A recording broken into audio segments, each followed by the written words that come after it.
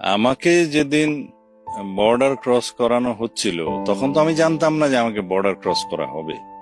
আমি জানতাম হয়তো আমাকে কোথাও নিয়ে ক্রস ফায়ার দেওয়া হবে বা কোথাও ফেলে দিবে বন জঙ্গল।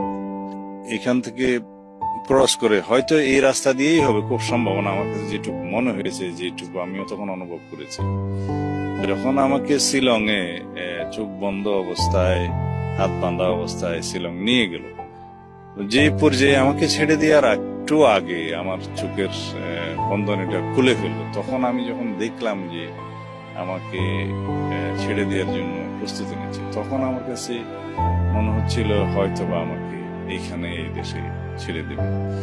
তখন যে জায়গায় ছেড়ে দিল, তখন আমি পুলিশকে, লোকজন যারা পথচারী ছিল, পথ ভ্রমণকারী ছিল, তাদের মাধ্যমে যখন পুলিশকে খবর দিলাম, যখন পুলিশ নিয়ে গেল, তখনই আমার কাছে মনে হলো যে আমি হয়তো বেঁচে আছি।